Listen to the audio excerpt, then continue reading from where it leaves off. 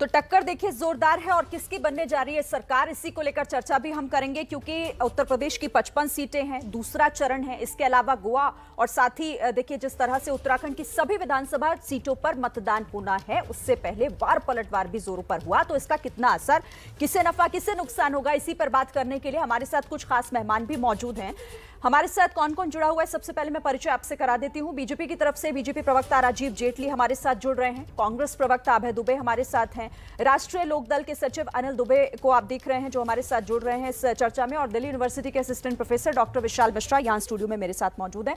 आप सभी का बहुत बहुत स्वागत है एबीपी न्यूज पर, क्योंकि बात हम कर रहे हैं इस बात को लेकर कि वार पलटवार जिस तरह से हुआ, कर्नाटक से शुरू हुआ मुद्दा कैसे चुनावी राज्यों तक पहुंचा, इसका क्या असर होगा, किसे नफा और किसे नुकसान। शुरुआत में राजीव जेटली जी आपसे करना चाहती हूं।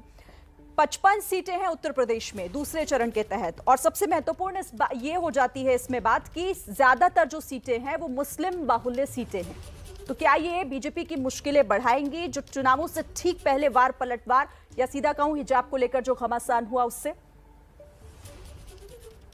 ऐसा सोचा जा रहा है कि बीजेपी की मुश्किलें बढ़ाएंगी। बहुत बड़े बड़े उलेमा, प्रोफेसर, बुद्धिजीवी, जो मुस्लिम बुद्धिजीवी, उन्होंने अभी कुछ स्टेटमेंट दिया। उन्होंने कहा है कि अब मुसलमान चुपचाप वोट करेगा बीजेपी के खिलाफ, क्योंकि मुसलमान खुल के बोलेगा तो उससे हिंदू भी एकजुट हो जाएगा। तो उन्होंने एक आह्वान किया है कि सभी मुसलमानों को चुपचाप वोट करना है, साइलेंटली वोट करना है, भारतीय जनता पार्टी को हराना है। दूसरी जो धर्म विशेष से आते हैं उनको जातियों के आधार पर आसानी से तोड़ने का हमें मौका मिल जाएगा।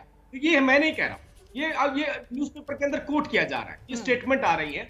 वो स्टेटमेंट आ रही है जो बंद कमरे के अंदर दी जा रही है, वो बाई चांस न्यूज़पेपर में कोट हो जाती है, तो इसलिए हमें पता चल जाता है कि अंदर कमरे के क्या क्या चल रहा है।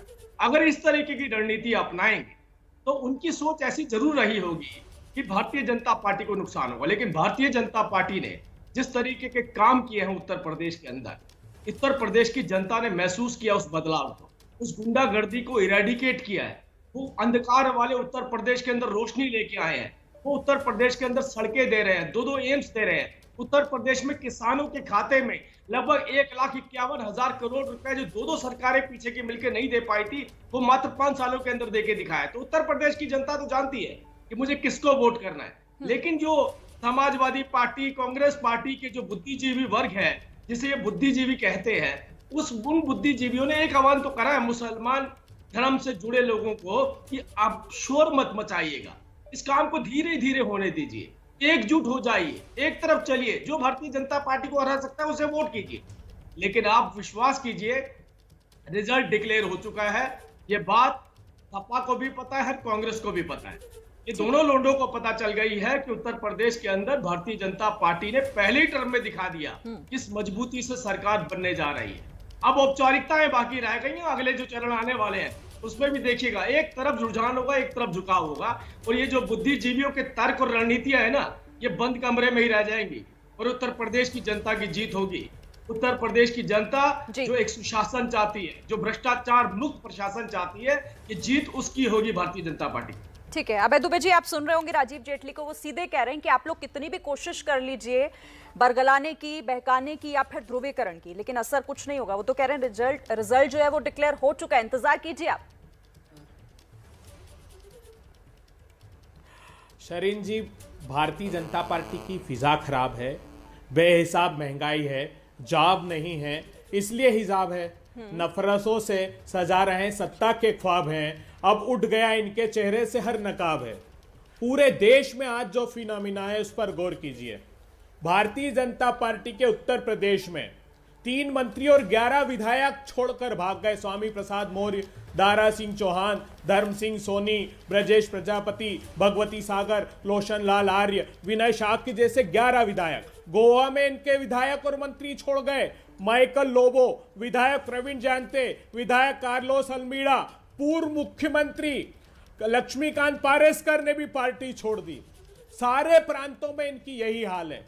इनके समर्थन से और भी लोग छोड़ रहे हैं, लेकिन वो देश छोड़कर भाग रहे हैं। 5,35,000 करोड़ लूट कर आज ही खुलासा हुआ, 2018 से कांग्रेस ने कहा था कि 22,000 करोड़ रुपए का आजाद भारत का इतिहास का ऋषि अग्रवाल ने स्कैम किया है। वो देश छोड़कर इन्होंने भगा दिया, कोई कार्रवाई नहीं की। ललित मोदी, विजय माल्या, नीरव मोदी, मेहुल चोकसी, ऋषि अग्रवाल, जतिन मेहता, चेतन सरदेसा, अमी मोदी, निशाल मोदी, ये इनके समर्थक है कट्टर।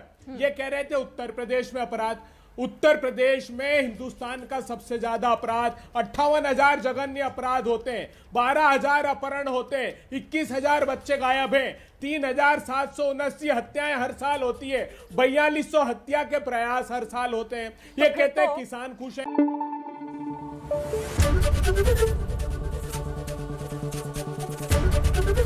एबीपी न्यूज आपको रखे आगे।